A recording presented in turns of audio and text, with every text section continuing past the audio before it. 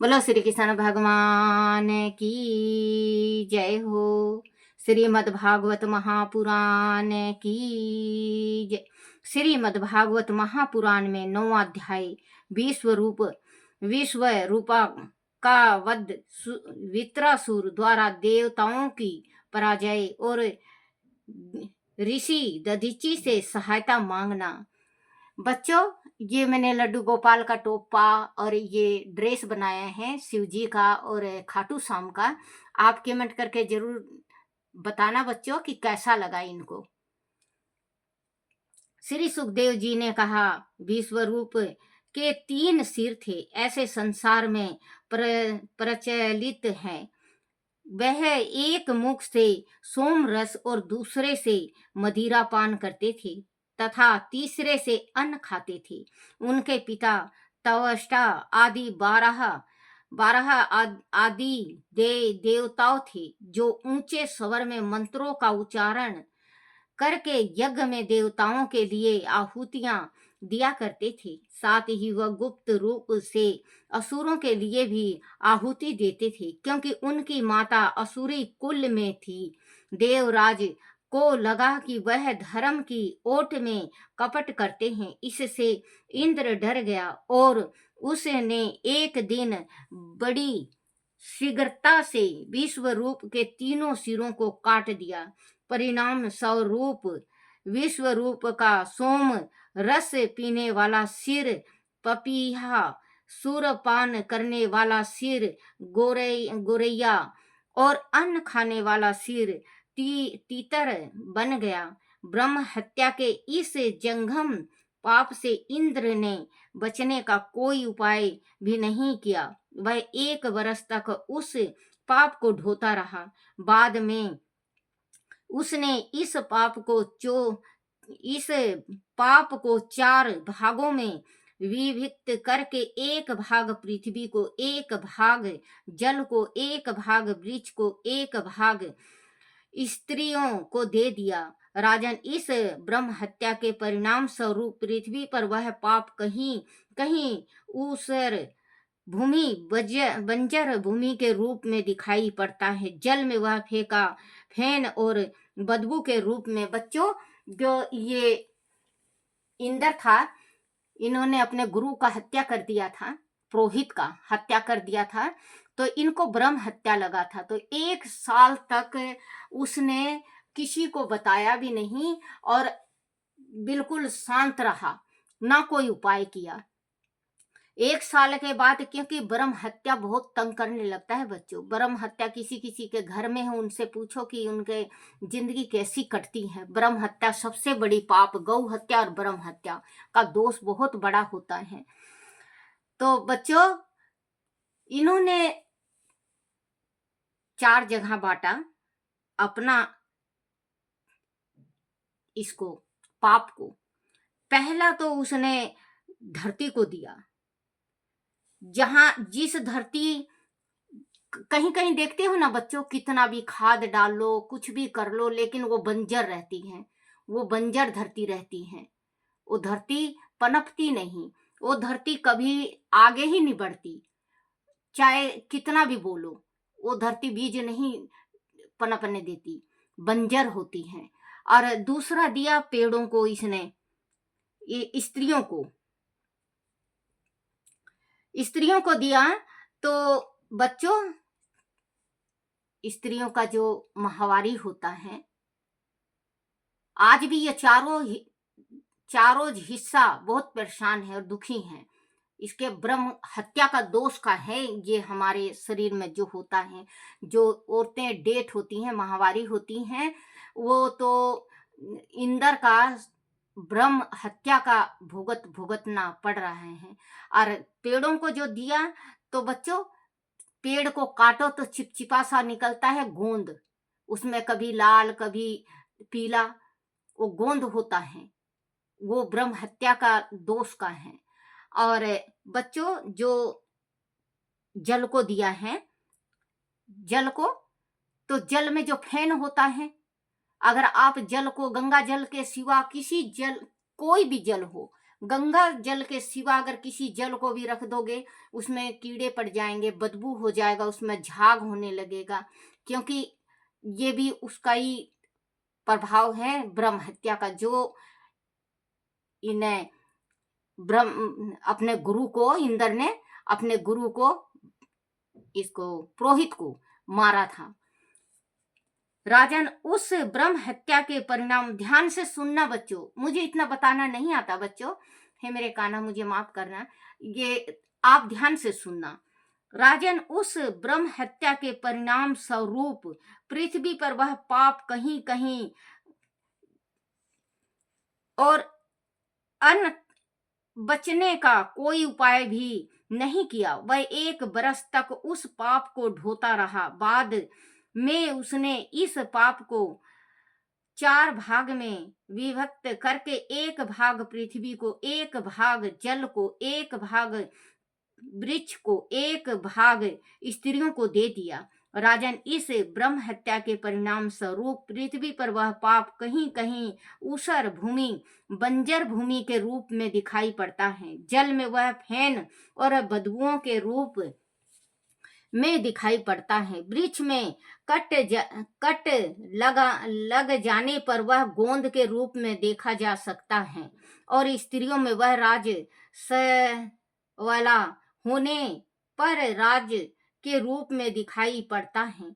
राजन, विश्व रूप के बद्ध का समाचार उनके पिता तवष्टा को मिला तो वह उसी दिन से इंद्र का शत्रु उत्पन्न करने के लिए यज्ञ करने लगा, और यज्ञ की अग्नि में तमाम तामसिक पदार्थों की आहुति डालने लगा। 1 बरस के पश्चात जब इंद्र अपने पाप को 4 भागों में बांट रहा था, तो यज्ञ की अग्नि से एक भयानक राक्षस प्रकट हुआ। वह पूरी तरह काल भुजंग था। उसका रंग काला, स्याही वाला लाल रंग था। उसके शरीर पहाड़ जैसा था। शरीर पर बड़े बड़े बाल थे और उनके 2 दांत मुंह से बाहर निकले हुए थे। वह अपना मुख खोलता तो ऐसा लगता कि कोई अंधेरी पहाड़ी गुफा हो। उसने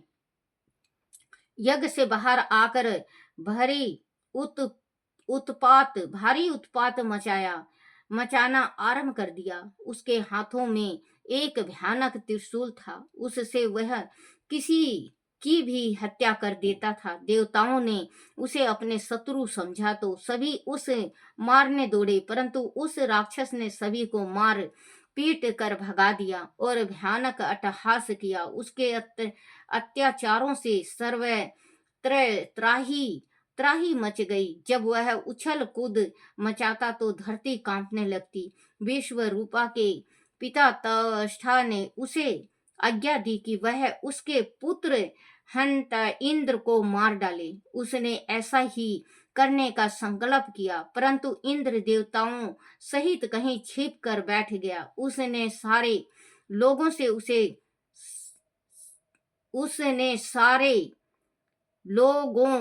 में उसे ढूंढा पर कहीं नहीं मिला। चारों ओर घूमने के कारण तभी से इस राक्षस का नाम वित्रासुर पड़ गया। वित्रासुर ने देवताओं के सारे अस्त्र शस्त्र छीन लिए और उन्हें निगल गया। सभी देवगण उससे भयभीत होकर इंद्र को साथ ले श्री हरि के बैकुंठ लोक जा पहुंचे।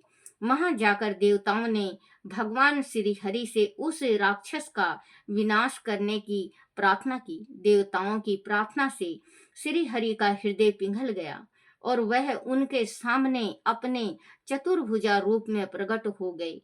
सभी देवताओं ने भगवान वासुदेव की वंदना प्रारंभ की और उनके चरणों को नमन किया।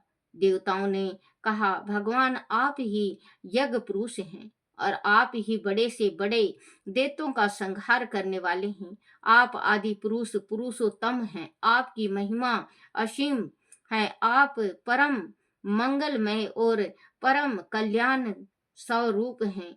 आप परम दयालु हैं। आप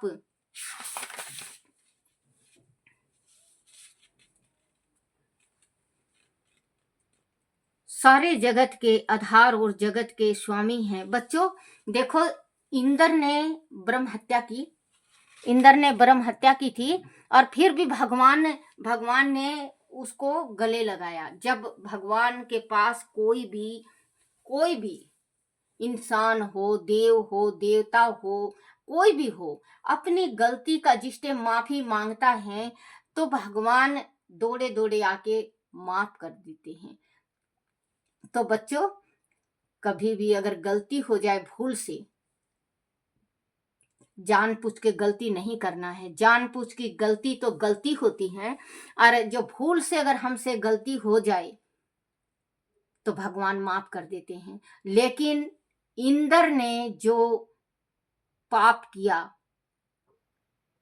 वो बच्चों पाप के लायक नहीं था। क्योंकि देखो बच्चों, हर एक इंसान सोचता है अगर माँ राक्षसी है तो कोई भी राक्षस कह दे तो नहीं, कोई नहीं मानता। जैसे कहते हैं बड़े बुजुर्गों ने कहा है कि अगर माँ डायन हो तो कोई डायन कह दे तो बच्चा नहीं यकीन करता, वो डायन नहीं मानता अपनी माँ को। माँ तो माँ होती है। तो ये राक्षस के पुत्र थे, राक्षसनी के, और इसका पिता जो था वो ऋषि थे। तो अपनी माँ के नाम निमित्त भी वो आहुति दिया करते, तो उसमें कोई बड़ी बात नहीं थी। लेकिन ये जो इंद्र हैं, इंद्र हमेशा बच्चों गलती काम करते आए हैं। कोई तपस्या करने लगे उनका तपस्या भंग कर देंगे, कोई भक्ति करने लगेगा उनका भक्ति भंग कर देंगे। अगर शिव जी का आप शिवलिंग, पार्थिव लिंग बना के अगर पूजन करते हो, उस टाइम भी आके शिव जी को ले जाते हैं। अगर आप पार्थिव लिंग बना रहे हो शिव जी का पूजन करने के वास्ते, सही है, पार्थिव लिंग सर्वश्रेष्ठ है। लेकिन जिस टाइम पार्थिव लिंग कंप्लीट बन जाए तो चावल 2 दाने, 1 दाने चावल को चिपका देना चाहिए। नहीं तो वो पार्थिव लिंग सिर्फ हमें उनकी परछाइयां दिखेगी। जो हम बनाए हैं वो तो भगवान ये इंद्र इंद्र ले जाएंगे। क्योंकि माँ पार्वती के साथ ऐसा ही होता था। माँ पार्वती ने संकल्प लिया कि 1808 शिव जी बना के और मैं पूजन करूंगी। लेकिन माँ दिन भर बनाती और विश्राम थोड़ी देर के वास्ते करती, वैसे ही गायब हो जाते। कहते कहते थक गई माँ, बनाते बनाते माँ पार्वती थक गई। तो एक दिन ये नारद जी आए और वो कहने लगे कि शिवलिंग पार्थिव आप बनाती हैं और आप का शिवलिंग अभी तक आपका कंप्लीट नहीं हुआ। कहने लगी, गुरुदेव मैं शिवलिंग जरूर बनाती हूँ, लेकिन शिवलिंग क्षण हो जाता है, कहाँ जाता है मुझे नहीं पता। फिर नारद जी ने कहा, बोले कि तुम जब बनाओ पार्थिव शिवलिंग, उसमें 1 दाना 2 दाना चावल का चिपका दो, नहीं तो ये ले जाएंगे इंद्र। अब ये नारद जी बता गए। अब बनाई माँ, जितना बनाती चावल चिपका देती, जितना बनाती चावल चिपका देती। आए भी शाम को, देखे तो कैसे ले जाएं, क्योंकि अक्षत सबसे श्रेष्ठ अक्षत होता है, अक्षत फूल। तो अक्षत लगा हुआ है, तो बोले ये तो झूठा है, ये तो माँ पार्वती पूजन कर चुकी हैं। वो चला गया। माँ पार्वती का 1808 कंप्लीट होने के बनाने के बाद माँ ने पूजन किया। फिर शिव जी पार्वती को मिले तो कहते हैं कि छल तो इनके रग रग में था, इंद्र के।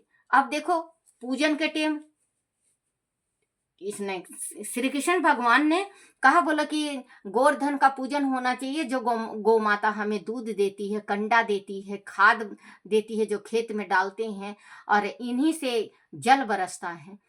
तो ये उस दिन पूजन था। तो कहने लगे, बोले कि माँ आज सारे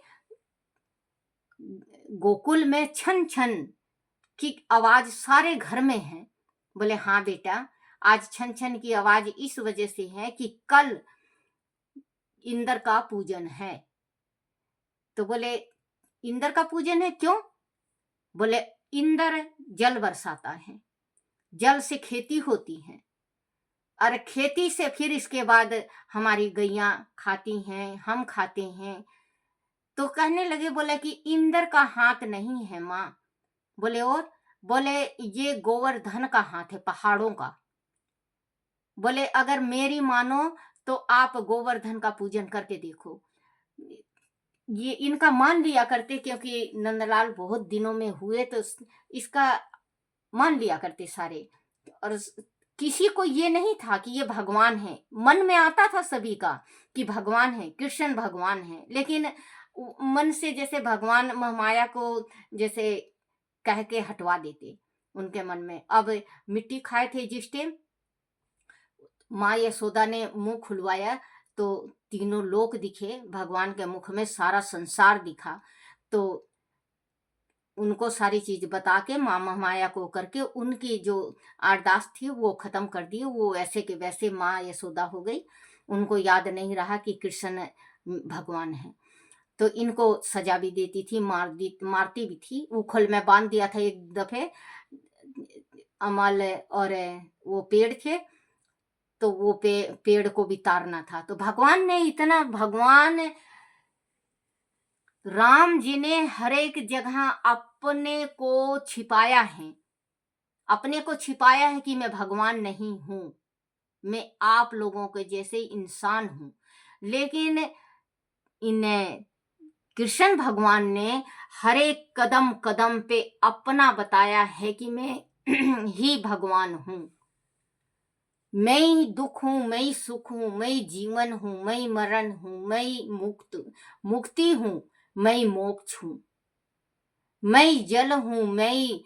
बच्चों तो ये कहते हैं कि मैं सब कुछ हूं।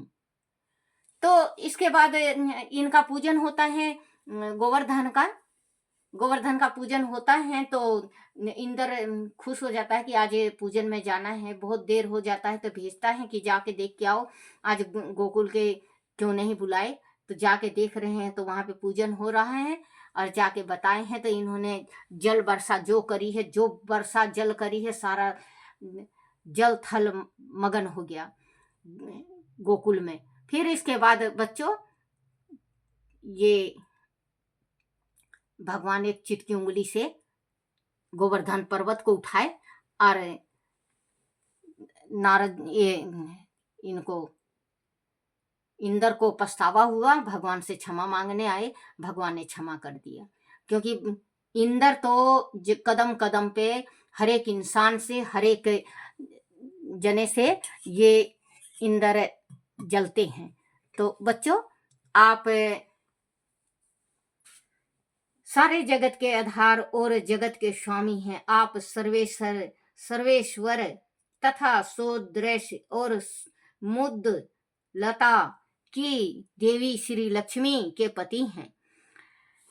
हे प्रभु, हम आपको बारंबार नमन करते हैं। आपके गुण गण अगणित हैं, आप सर्वशक्ति हैं। हे मधुसूदन, आपके प्रिय भक्त जन आपके चरण कमलों की सेवा के सुख को कैसे त्याग सकते हैं। आप ही जीवन और मृत्यु के चक्र से मुक्ति देने वाले हैं। हे प्रभु, आप त्रिलोकी के आत्मा हैं और आश्रय हैं, और हमारे पितामह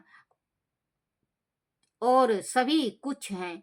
हम आपसे प्रार्थना करते हैं कि आप हम पर कृपा करें। हम आपके चरण कमलों की छत्र छाया में आए हैं। आप वित्रासुर राक्षस से सॉरी बच्चों, राक्षस से हमारी रक्षा करें। उसने हमारे सारे अस्त्र शस्त्र निगल लिए हैं।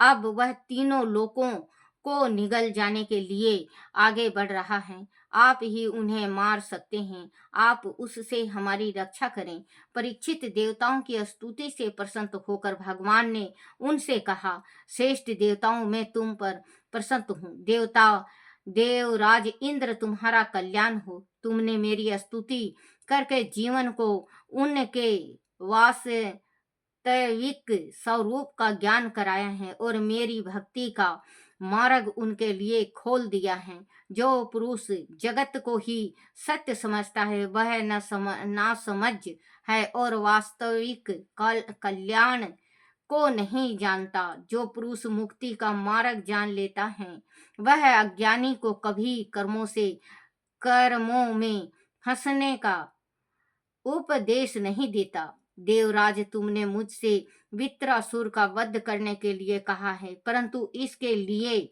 तो तुम ही बहुत हो। तत्काल ऋषि दधीचि के पास जाओ और उनसे उनका शरीर मांग लो। उनके शरीर की हड्डी तपस्या से अत्यंत कठोर हो गई है। उन्हें शुद्ध ब्रह्मा ज्ञान है। उन्होंने ही सबसे पहले नारायण कवच का उपदेश तवष्टा को दिया था। तवष्टा ने उसे विश्व रूप को दिया और विश्व रूप से तुम्हें मिला।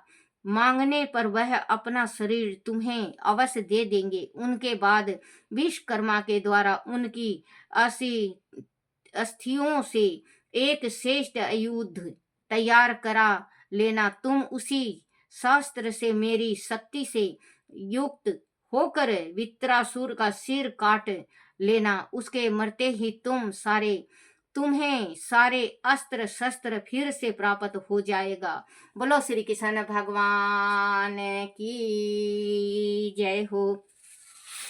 श्री कृष्ण गोविंद हरे मुरारी, हे नाथ नारायण वासुदेवाय, हे नाथ नारायण वासुदेवाय, हे नाथ नारायण वासुदेवाय। श्री कृष्ण गोविंद हरे मुरारी, हे नाथ नारायण वासुदेवाय,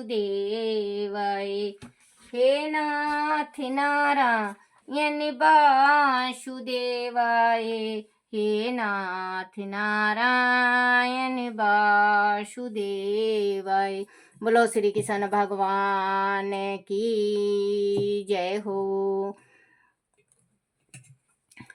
श्री कृष्ण जी की आरती। ओम जय श्री कृष्ण हरे प्रभु, जय श्री कृष्ण हरे। भक्तन के दुख सारे, भक्तन के दुख सारे पल में दूर करे।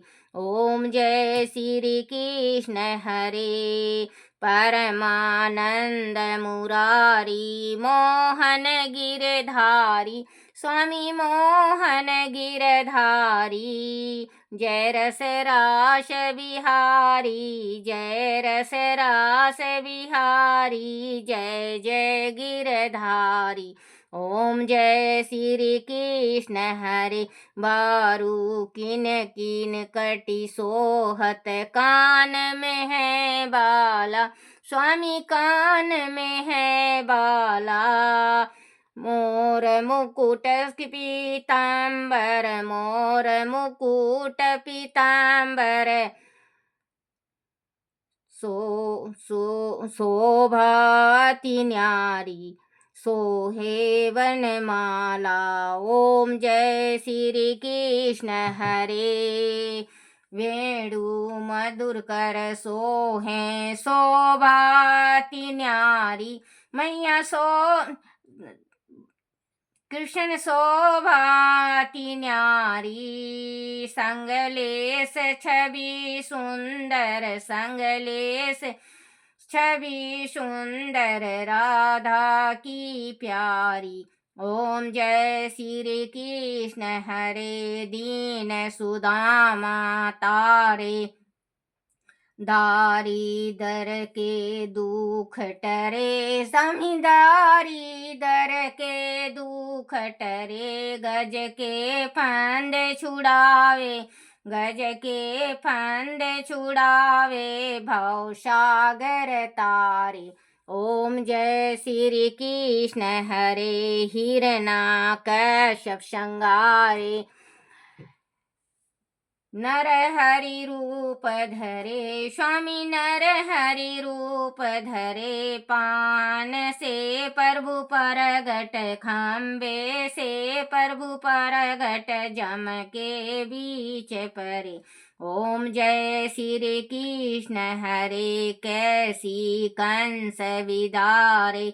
नल कुबेर तारे स्वामी नल कुबेर तारे। दामोदर छवि सुंदर दामोदर छवि सुंदर भक्तन के प्यारे। ओम जय श्री कृष्ण हरे काली नागन थैया। नटवर छवि सोहे स्वामी नटवर छवि सोहे। फन फन निरत करत हैं फन फन निरत करत हैं नागिन मन मोहे। ओम जय श्री कृष्ण हरे बंधन काटि गिराए। माता शोक हरे मैया स्वामी माता शोक हरे। द्रुपद सुत पद राखी द्रुपद सुत राखी करुणा लाज भरे। ओम जय श्री कृष्ण हरे ओम जय श्री कृष्ण हरे। स्वामी जय श्री कृष्ण हरे भगवान जय श्री कृष्ण हरे। तुमको निस दिन दावत हरे प्रभु जय श्री कृष्ण हरे। भक्तन के दुख सारे पल में दूर करे स्वामी पल में दूर करे। ओम जय श्री कृष्ण हरे। आरती श्री भागवत भगवान की है आरती।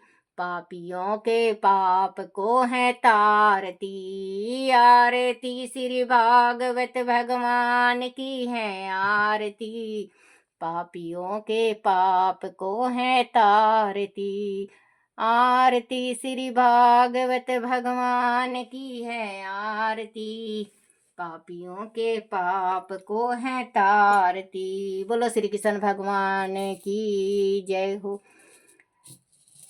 रुच रुच भोग लगावे मेरे लड्डू जी रुच रुच भोग लगावे मेरे लड्डू जी।